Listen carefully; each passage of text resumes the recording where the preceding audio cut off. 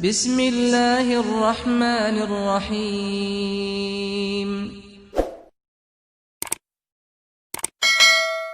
نحمده ونصلي على رسوله الكريم اما بعد اعوذ باللہ من الشیطان الرجیم بسم اللہ الرحمن الرحیم۔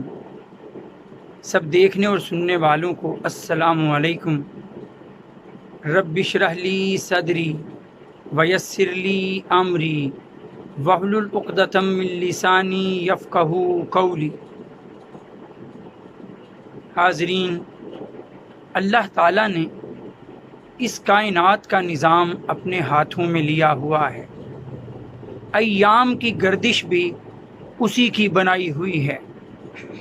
اسی نے ان دنوں میں، اسی نے ان مہینوں میں، اسی نے ان سالوں میں بعض ایام کو، بعض مہینوں کو، بعض سالوں کو اپنے ہاں معتبر، اپنے ہاں حرمت والا قرار دیا ہے۔ سورہ توبہ کا ذکر کروں تو اس کی آیت نمبر 36 میں اللہ تعالیٰ خود فرماتے ہیں کہ اللہ تعالیٰ کے ہاں مہینوں کی تعداد 12 ہے، وَمِنْهَا أَرْبَعَةُ حُرُمْ، اور ان میں سے 4 حرمت والے ہیں۔ جس طرح 4 مہینے حرمت والے ہیں، اسی طرح 4 دن بھی پورے سال میں عظمت والے ہیں۔ 2 عیدین کے دن ہیں، عید الفطر اور عید الاضحیٰ۔ ایک جمعہ کا دن ہے اور پھر یوم عرفہ ہے۔ عرفات کے میدان میں جب حاجی قیام کرتے ٹھہرتے خطبہ حج سنتے ہیں، 9 ذوالحج کا دن اسے یوم عرفہ کہا جاتا ہے۔ جس طرح ہفتے بھر میں افضل ترین دن جمعہ ہے، اسی طرح پورے سال کی اگر بات کی جائے تو اس میں عظمت والا سب سے دن، سب سے بڑا دن جو مانا جائے وہ یوم عرفہ ہے۔ اللہ تعالیٰ کو دن یہ اتنا پسند کہ نبی کریم صلی اللہ علیہ وآلہ وسلم خود فرماتے ہیں، سنن ابو داؤد کی حدیث، نبی کریم صلی اللہ علیہ وآلہ وسلم نے فرمایا، ان اعظم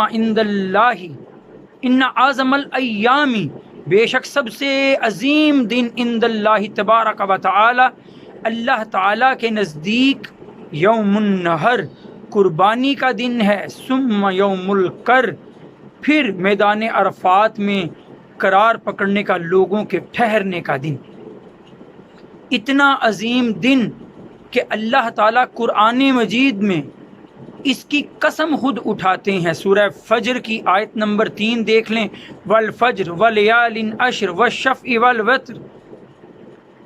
مفسرین کی رائے ہے، حضرت عبداللہ بن عباس رضی اللہ تعالیٰ عنہ کی رائے ہے کہ شفع سے مراد یہاں جفت جو ہے 10 دن، پہلے جو 10 دن ہیں ذوالحج کے وہ ہیں، اور وطر سے مراد یہاں یوم عرفہ ہے، 9 ذوالحج ہے۔ پھر تاریخی کتب میں آتا ہے، مفسرین کا یہ ماننا ہے، مسند احمد میں یہ روایت موجود ہے کہ بنی آدم سے جو عہد لیا گیا، اللہ تعالیٰ نے جو عہد الست لیا کہ الست بربکم، جس کا ذکر سورہ اعراف کی آیت نمبر 172 173 میں ہے، وہ عہد اسی یوم عرفہ کے دن لیا گیا۔ اگر سورہ بروج کا ذکر کروں تو اس کی آیت نمبر 3 میں وشاہد و مشہود کا جو لفظ آتا ہے، حاضر ہونے والوں اور حاضر کیے گئوں کی قسم جو کھائی گئی، اس سے مراد بھی حاجی ہیں۔ 9 ذوالحج کو جو میدان عرفات میں ٹھہرتے ہیں وہ اس سے مراد ہیں۔ یعنی قرآن و حدیث میں جگہ جگہ اس کی فضیلت کا بیان ہے، اور اس کی فضیلت اور بڑھ جاتی ہے جب حدیث میں اس دن کی جانے والی دعاؤں، کیے جانے والے اذکار کی قبولیت کا ذکر آتا ہے، جب احادیث میں اس دن رکھے گئے روزے کی فضیلت کا بیان آتا ہے تو اس کی قدر و قیمت اور بڑھ جاتی ہے۔ حضرت عائشہ رضی اللہ تعالی عنہا سے صحیح مسلم میں حدیث موجود 1348 اس کا نمبر، 1348 اس کا نمبر، کہ اللہ تعالی جتنے جہنمیوں کو جہنم سے یوم عرفہ کے دن آزاد کرتا ہے اتنے جہنمی کسی اور دن رہا نہیں کیے جاتے، آزاد نہیں کیے جاتے۔ پھر آپ دیکھیے ایک طویل فہرست، صحیح مسلم کی حدیث نمبر 1162، سنن ابو داؤد کی حدیث نمبر 2425، جامع ترمذی کی حدیث نمبر 749، سنن ابن ماجہ کی حدیث نمبر 1730، مسند احمد کی حدیث 22530 نمبر، سب احادیث میں ان میں ذکر ہے کہ سیام یوم عرفہ، یوم عرفہ کے دن کا روزہ، نبی کریم صلی اللہ علیہ وسلم فرماتے ہیں کہ یوم عرفہ کے دن کا روزہ انی احتسب، مجھے محسوس ہوتا ہے، مجھے یقین ہے اللہ، اللہ کے بارے میں، ان یکفر السنۃ التی قبلہ، کہ وہ گناہ معاف کر دے گا بندے کے جو یہ روزہ رکھے ایک سال کے جو پہلے گزر چکا، والسنۃ التی بعدہ، اور ایک سال جو بھی بعد میں آنے والا ہے، 2 سالوں کے گناہوں کی معافی اس روزے کی برکت کی وجہ سے۔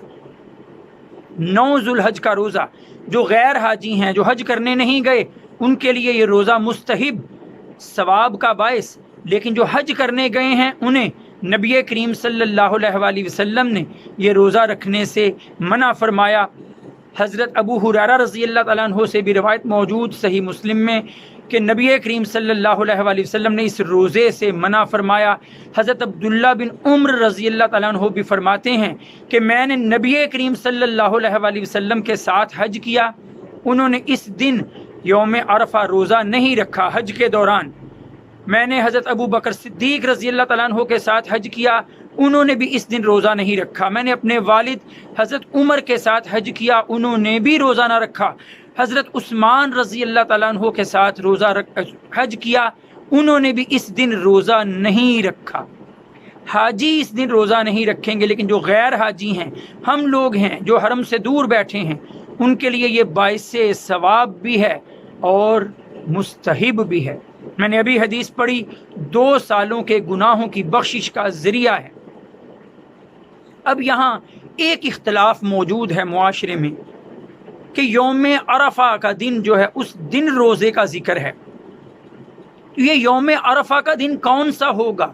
کیا جو سعودی عرب میں حاجی 9 ذوالحج کو میدان عرفات میں اکٹھے ہوتے ہیں یہ اس دن ہوگا؟ وہاں جو لوگ حج کرنے نہیں پہنچے، وہاں سعودیہ کے لوگ تو اسی دن رکھیں گے روزہ، لیکن جو ہم لوگ ہیں جہاں عام طور پر ایک دن بعد جو ہے یوم عرفہ آئے گا، یا وہ ممالک ہیں، لیبیا ہے، مراکش ہے، تیونس ہے، جہاں بعض اوقات ایک دن پہلے چاند نظر آ جاتا ہے، وہ لوگ سعودی عرب سے بھی ایک دن پہلے روزہ رکھ لیں گے، کیونکہ 9 ذوالحج وہاں ایک دن پہلے ہوگی۔ اصل میں اس کے اوپر بہت سے دلائل دیے جا سکتے ہیں۔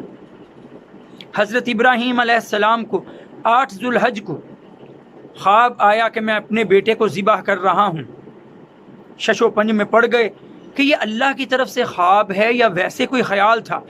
اگلے دن 9 ذوالحج کو پھر خواب آیا تو راسخ ہو گیا، معرفت مل گئی، تعارف ہو گیا کہ یہ اللہ ہی کی طرف سے ہے۔ اسی بنا پہ اس کا نام بھی یوم عرفہ ہے، جس دن آپ کو تعارف دیا گیا۔ حضرت ابراہیم علیہ السلام کو حضرت جبرائیل علیہ السلام نے مناسک حج سکھائے، اور وہ تاریخ تھی 9 ذوالحج، کیونکہ مناسک حج کا تعارف 9 ذوالحج کو، اس لیے 9 ذوالحج کو ہی روزہ اور 9 ذوالحج کو ہی یوم عرفہ کہا جائے گا۔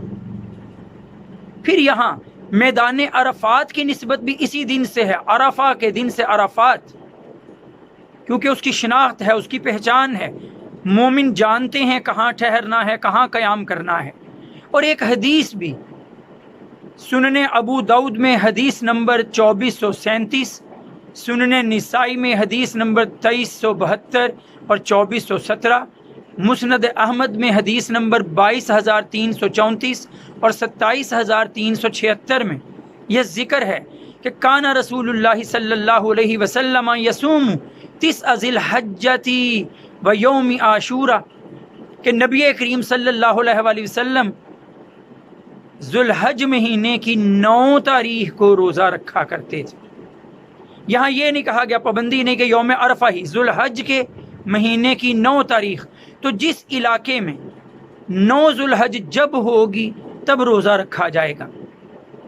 اس کے اوپر ایک اور دلیل بھی آپ کے سامنے پیش کر دوں کہ عام طور پر عیدین کا، روزے رکھنے کا، سحری و افطاری کا، یہ سارے کا سارا دار و مدار سورج اور چاند کے دکھائی دینے، سورج کے طلوع اور غروب ہونے اور چاند کے دکھائی دینے پر ہے۔ اگر یہی مان لیا جائے کہ سعودی عرب کے ساتھ ہی ہر معاملہ ہو، تو پھر جس وقت میں سعودی عرب میں نمازیں ہوتی ہیں اس وقت میں ہی ہمارے ہاں بھی نمازیں ہونی چاہیے۔ ظہر جس وقت وہاں پڑھی جاتی ہے اس وقت تو یہاں پر ہمارا جو ٹائم ہے وہ آگے کہیں گزر چکا ہوتا ہے۔ نمازیں بھی پھر اس وقت میں ہونی چاہیے، پھر سحر و افطار بھی ان کے ساتھ ہونا چاہیے، روزے ان کے ساتھ ہی ہونے چاہیے، عیدین ان کے ساتھ ہی ہونا چاہیے۔ لیکن ایسا ممکن نہیں۔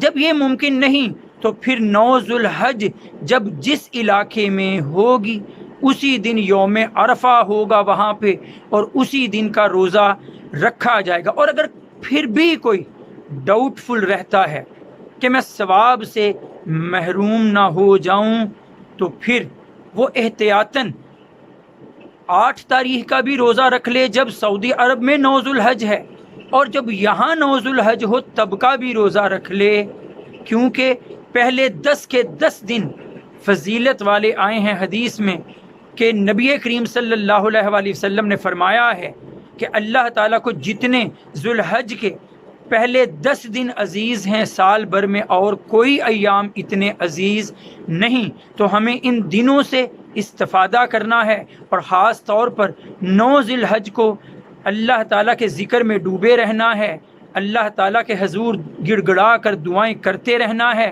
اور اگر ممکن ہو سکے تو روزہ رکھ کر روزے کو پورے خلوص کے ساتھ نبھانا ہے، تاکہ ہم 2 سالوں کے گناہوں کو بخشوانے کا ذریعہ ڈھونڈ سکیں۔ وآخر دعوانا ان الحمد للہ رب العالمین۔ السلام علیکم۔